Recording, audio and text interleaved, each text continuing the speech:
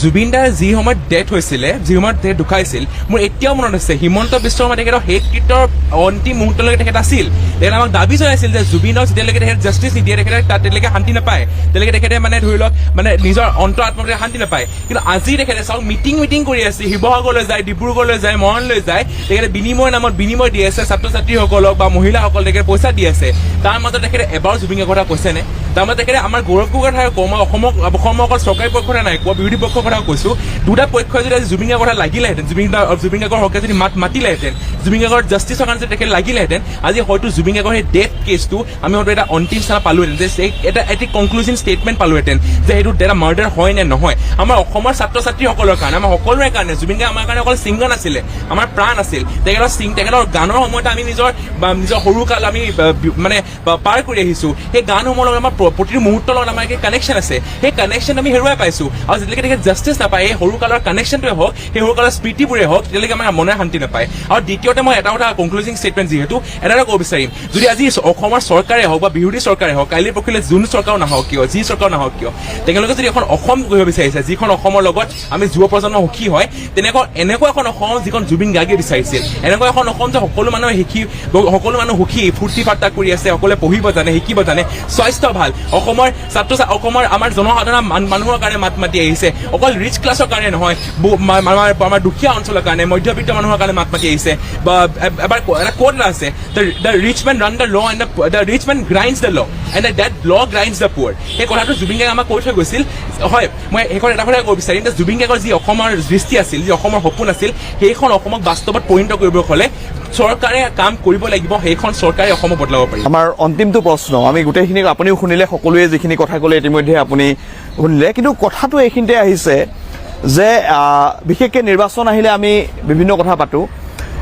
26ৰ নিৰ্বাচনক লৈ পেলাই অসমত যিখিনি বিষয় আগুৱাই লৈ অহা হৈছে, যিবিলাক ইছ্যুজ লৈ অহা হৈছে, তাত ক'ৰবাত মূল যিসমূহ ইছ্যু আছে, সেই ইছ্যুসমূহ যেন ক'ৰবাত দূৰত ৰৈ গৈছে বুলি আপুনি ভাবে নেকি? আৰু কোনকেইটা ইছ্যু আচলতে উঠিব লাগে এই নিৰ্বাচনটোত? নিশ্চয় মই এইটো ভাবোঁ।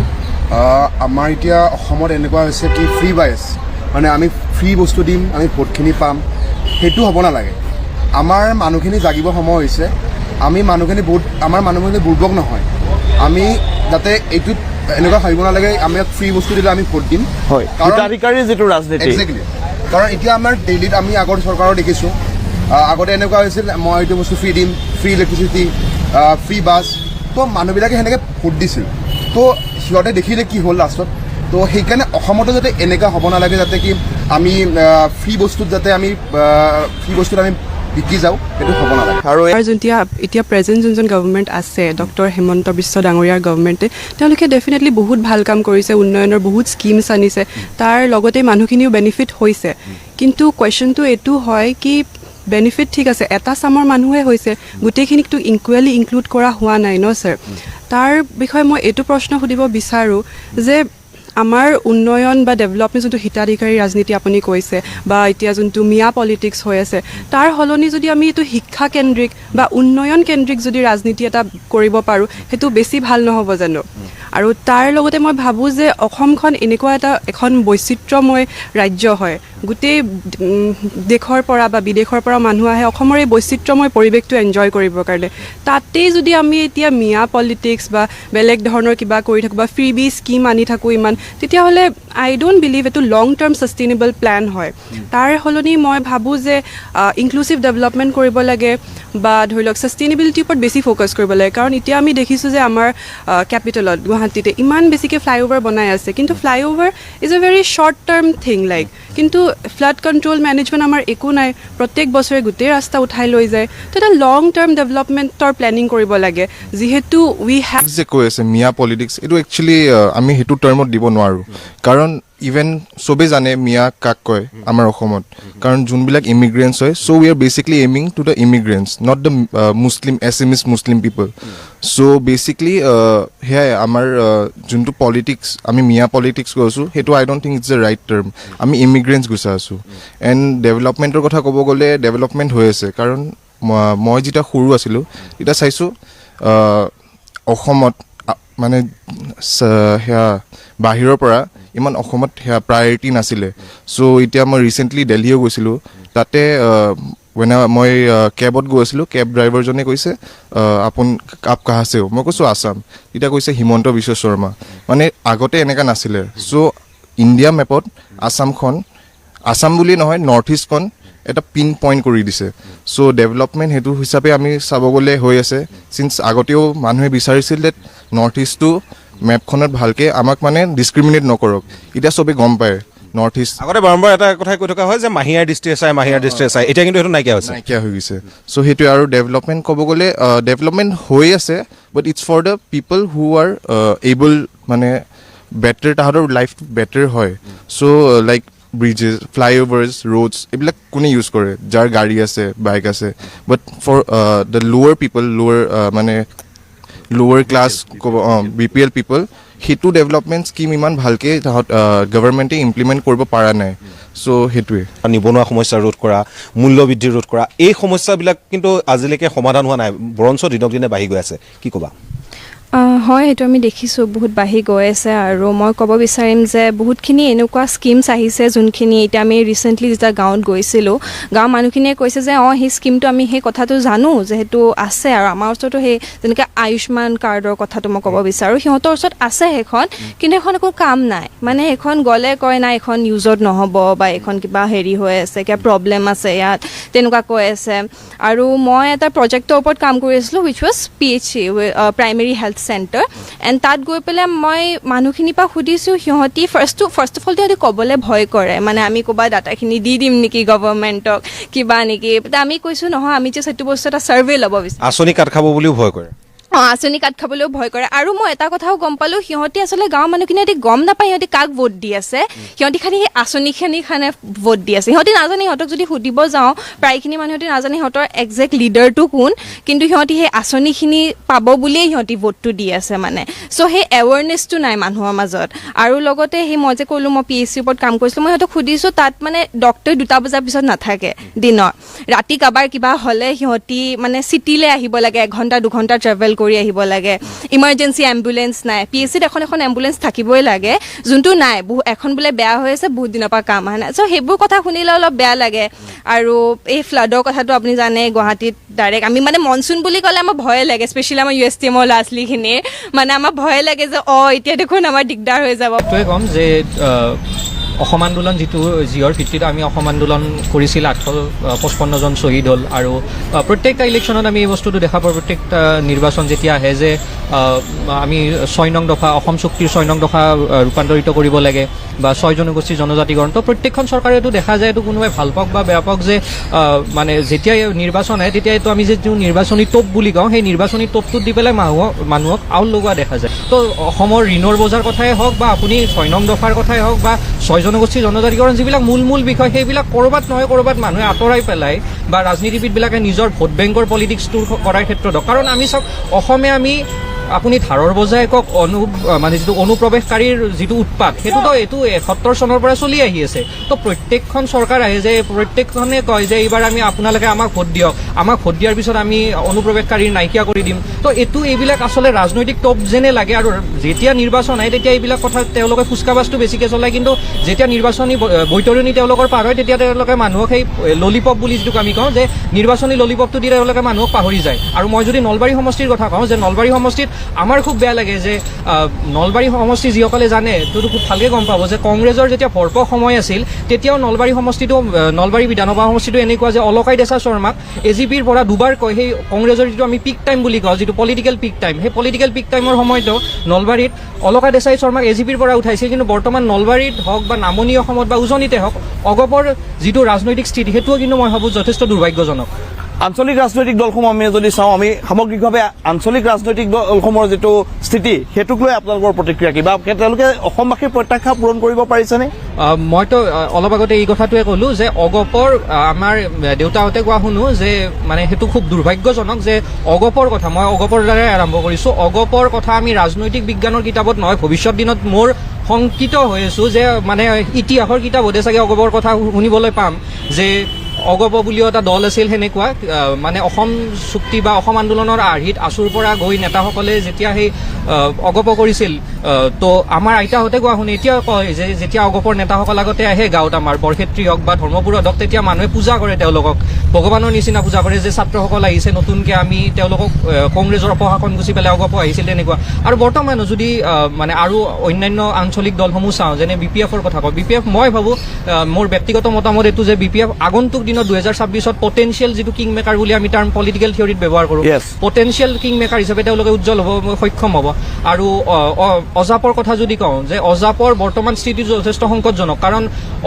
অজাপৰ দুখন মুখে চলি আছে বৰ্তমান যে জগদীশ ভূঞা ছাৰ হওক বা লুৰিন্দাহঁত কিন্তু বাকী এনেকৈ যদি কংগ্ৰেছৰ লগত যে আসনৰ ভাগ বতৰাক লয় কাৰণ আমি দেখি থাকোঁ যে কংগ্ৰেছ ইণ্ডিয়া এলায়েন্সৰ প্ৰধান মেজৰ দল হিচাপে তেওঁলোকে লিড দি আছে তো তেওঁলোকৰ কেতিয়াবা 2 কোটি টকাৰ মানে টিকট কিনাৰ নামত 2 কোটি টকাৰ চেকখন তেওঁলোকৰ ভাইৰেল হৈ যায় আজি যদি কয় তেওঁলোকে আজি আমাক 10টা চিট অজাপক দিব বা ৰাইজৰ দলক 15টা দিব কালিলৈ আৰু সেইটো স্থিতি সলনি হৈ যায় তো নিজৰ কামতে খোৱা কামৰা এইটো যিটো নিৰ্বাচনী তেওঁলোকৰ লবিকেন্দ্ৰিক ৰাজনীতি চলি আছে যাৰ কাৰণে আমি দেখোঁ যে নিৰ্বাচন আহিলে তেওঁলোকৰ এজন নেতা আনটো দলত যোগ দি দিয়ে সেইদিনা অখিল গগৈয়ে এটা কথা কৈছিল যে কংগ্ৰেছটোক শক্তিশালী দল হিচাপে চোৱাটো আমি বিচাৰোঁ কিন্তু অখিল গগৈয়ে যদি সঁচাকৈ কংগ্ৰেছটোক এটা শক্তিশালী দল হিচাপে ভাবে কংগ্ৰেছৰ পৰা ওলাই অহা যি দুজন বিধায়ক বৰ্তমান ওলাই আহিল তেওঁলোককতো যদি কংগ্ৰেছটো তেখেতে সঁচাকৈ শক্তিশালী হোৱাটো বিচাৰিছে সেই দুজন ব্যক্তিত্ব তেখেতে নিজৰ দলতে ভৰাই ল'লে আৰু সমান্তৰালভাৱে ভূপেন বৰাই যেতিয়া এইবাৰ কংগ্ৰেছৰ পৰা ওলাই আহি হয় তেখেত এতিয়া বিজেপিত যাব কিন্তু সেইদিনাতো অখিল গগৈয়ে ক'লে যে মই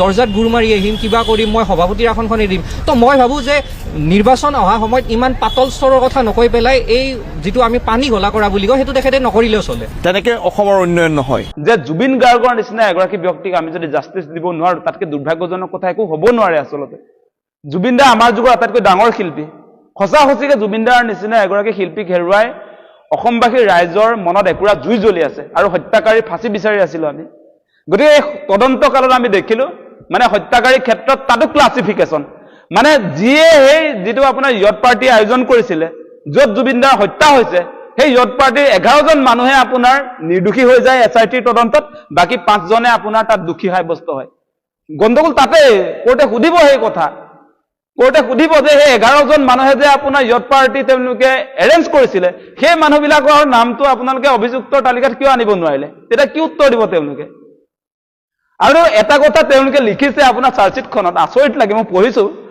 যে এই য়দ পাৰ্টিত থকা মানুহবিলাকে কৈছে জুবিন দাৰ যেতিয়া এক্সিডেণ্টটো হ'ল পানীত পৰিলে সেই সময়ছোৱাত সেই য়দখনত থকা 15জন মানুহে এম্বুলেন্স যোগান ধৰিব নালাগে সেই এম্বুলেন্সটো যোগান ধৰিব লাগিছিলে শ্যামকানু মহন্ত যিজন য়দ পাৰ্টিত নাছিলে তেওঁ আছিলে আপোনাৰ নৰ্থ ইষ্ট ইণ্ডিয়া ফেষ্টিভেলৰ এংকৰিং কৰাৰ কামত কেনেকুৱা অদ্ভুত কথা হৈছে এইটো টিকিব নেকি কোৰ্টত সেই কথাটো আপোনালোকে বিবেচনা কৰক নীতিকে মানে মূল কথাটো হৈছে জুবিন দাক ছিংগাপুৰলৈ লৈ গৈছিলে বিজেপি চৰকাৰ বিদেশ মন্ত্ৰণালয়ে আৰু কি যাৱতীয় ব্যৱস্থাপনা জুবিন দাৰ ক্ষেত্ৰত হ'ব লাগিছিলে সেইখিনি কৰি নিদিলে জুবিন দাক নেগলিজেন্সি কৰিলে আপোনাৰ হিমন্ত বিশ্ব শৰ্মা চৰকাৰে বিজেপি চৰকাৰে আজি আপোনালোকে জানে সেই কথা যে এই নৰ্থ ইষ্ট ইণ্ডিয়া ফেষ্টিভেল কেৱল শ্যামকানু মহন্তৰ অনুষ্ঠান নহয় আৰু এইবাৰৰ যিটো অনুষ্ঠান সেইটো ডাইৰেক্ট হাই কমিশ্যন অফ ইণ্ডিয়াই প্ৰেজেণ্ট কৰা বুলি শ্যামকানু মহন্তই সংবাদমেল সম্বোধন কৰি থৈ গৈছে আৰু যিবিলাক আমি ইতিমধ্যে হৰ্ডিং পাইছোঁ বা যিবিলাক আচলতে বেনাৰ পোষ্টাৰ উলিয়াইছিলে সেই গোটেইবিলাক হাই কমিশ্যন অফ ইণ্ডিয়াই আছিলে আৰু মুখ্যমন্ত্ৰীৰ লগত এপ্ৰিল মাহৰ পৰা যোগাযোগ চলি আছিলে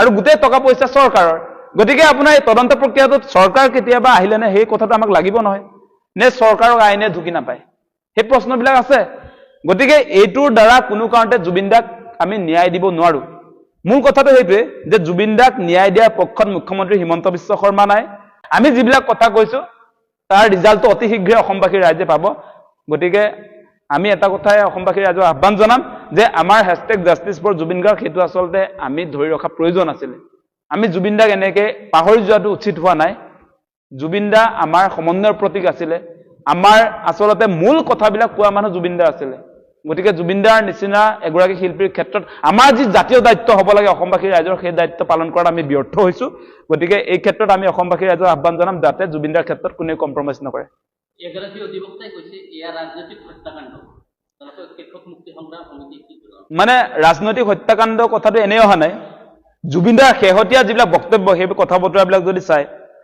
মানে লাষ্ট মৃত্যুৰ 2 মাহৰ আগৰ এটা বক্তব্য আছিলে জুবিন দাৰ যে বিজেপিয়ে আমাক কি দিছে ভাৰত চৰকাৰে আমাক কি দিলে আমি তেল দিলো, আমি কয়লা দিলো, আমি চাহপাত দিছো, আমি জুবিন গাৰ্গ দিছো, তোমালোকে আমাক কি দিলা সেই প্ৰশ্ন কোনে উঠালে? সেইটো অসমৰ আটাইতকৈ ডাঙৰ প্ৰশ্ন। মানে সেই প্ৰশ্নটোত আচলতে এই যিটো বিজেপি চৰকাৰ একেবাৰে মোদীলৈকে কৈ দিছেতো কথাটো। গতিকে এই ক্ষেত্ৰত সাংঘাতিক ধৰণৰ সংঘাত আহিছে। সেই জুবিনদাৰ বক্তব্যটো অসমৰ প্ৰতিজন মানুহে চাইছে। গতিকে অসমৰ সম্পদ ৰক্ষাৰ মূল কথাটো কৈ পেলালে জুবিনদাই শেষ স্তৰত। গতিকে সেই কথা বতৰাবিলাকত সঁচা সঁচিকে কলঠেকত পৰিছিলে বিজেপি। জুবিনদাই কৈও থলে যে বিজেপি বটলা মাল, সেই পাৰ্টিক ভোট নিদিব। সেইটোতো বহুত ডাঙৰ কথা কৈ দিলে। আৰু আপোনালোকে জানে যে কা বিৰোধী যিটো মুভমেণ্ট আছিলে তাৰ নেতৃত্বত আছিলে জুবিনদা। জুবিনদাই এনেকে বাছি বাছি আপোনাৰ ধৰ্মৰ নামত নাগৰিকত্ব দিয়াটোতো কেতিয়াও সমৰ্থন কৰা, তাৰ বিৰোধিতা কৰিছিলে।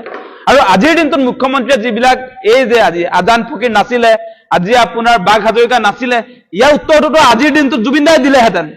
আছিলে নে নাছিলে তাৰ উত্তৰটো জুবিনদাই দিলেহেঁতেন। আৰু সেইকাৰণে সাংঘাতিক ধৰণৰ সংঘাত মুখ্যমন্ত্ৰীৰ লগত বাঢ়িছিলে লাহে লাহে। গতিকে সেইকাৰণে ক'বলৈ বহু মানুহে বিচাৰে যে এইটো ৰাজনৈতিক আচলতে ষড়যন্ত্ৰৰ বলি হ'ল জুবিনদা। জুবিনদাই সঁচা সঁচিকে মূল কথাবিলাক আমাক কেনেকে লুটিছে চৰকাৰে, বিজেপিয়ে কেনেকে আমাক আচলতে যিবিলাক প্ৰতিশ্ৰুতি দিছিলে সেইবিলাক পালন নকৰি যি ধৰণেৰে আমাক আচলতে তেওঁলোকে আচলতে ইয়াত যেনেকুৱা ধৰণে আচলতে সাম্প্ৰদায়িক ৰাজনীতি কৰি গোটেই বাতাবৰণটো সলনি কৰি পেলাইছে, সেই কথা বতৰাবিলাকত জুবিনদাই সদায় সন্মুখৰ পৰা নেতৃত্ব দি ৰাইজৰ কণ্ঠ হিচাপে ভূমিকা পালন কৰিছিলে। আৰু সেই কথাটোত বিজেপি চৰকাৰ কলঠেকত পৰিছিলে। সেইকাৰণে এইটো ৰাজনৈতিক ষড়যন্ত্ৰ বুলি বহুতে আচলতে সন্দেহ প্ৰকাশ কৰে।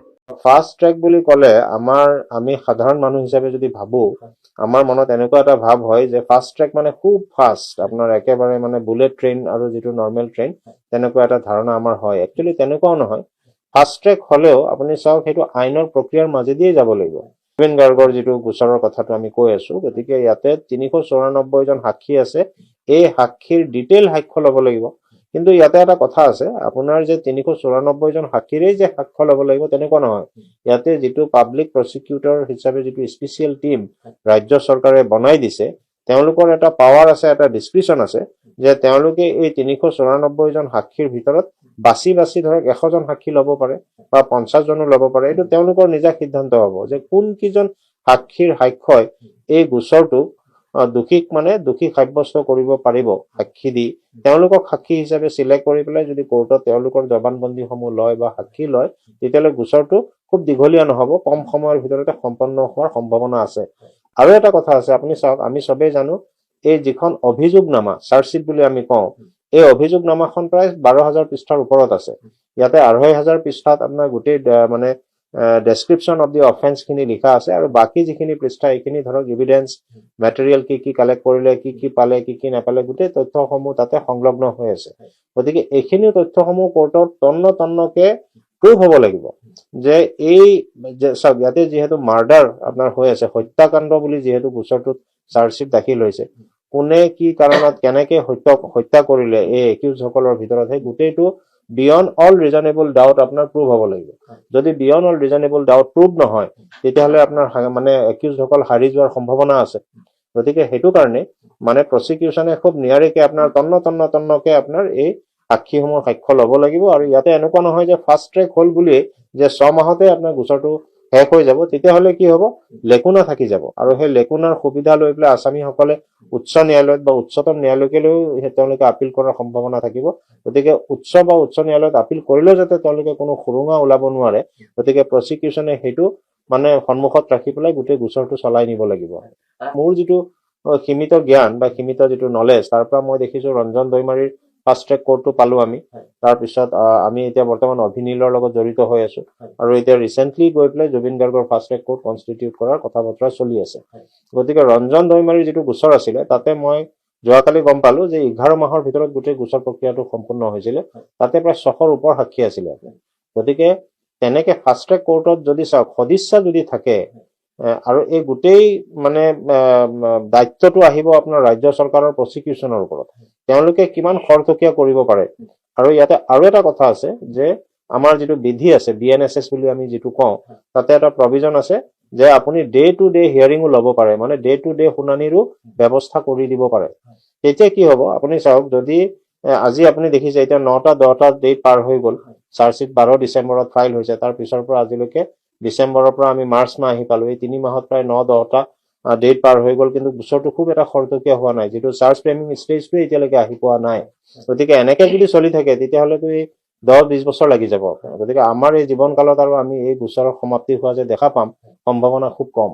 গতিকে সেইটো কাৰণে ফাষ্ট ট্ৰেক কোৰ্টৰ লগত ৰাজ্য চৰকাৰৰ ওচৰত মোৰ আৰু এটা অনুৰোধ, যাতে ডে টু ডে হিয়াৰিঙৰো যাতে ব্যৱস্থা কৰি দিয়ে তেওঁলোকে। গতিকে সেইটো যিহেতু আইনত ব্যৱস্থা আছে সেইটো কৰিব পাৰে। ময়ো বিচাৰিম যে ফাষ্ট ট্ৰেক মানে অতি সোনকালে গোচৰটো নিষ্পত্তি হ'ব লাগে। এবছৰ হওক বা যদি 2 বছৰ বা 1.5 বছৰৰ ভিতৰত এই গোচৰটো নিষ্পত্তি হয় আমি ধন্য মানিব লাগিব। কিন্তু এতিয়া চাওক, এটা কথা আপোনাক মই কৈ দিওঁ, আইনত কেছ টু কেছ বেচিছ আপুনি ডিফাৰ কৰে। মানে এটা কেছত মানে আপুনি যেনেকে গোচৰ প্ৰক্ৰিয়াটো চলিব সেইটোৰ কম্পেৰিজন আপুনি আৰু এটা কেছৰ লগত কৰিব নোৱাৰে।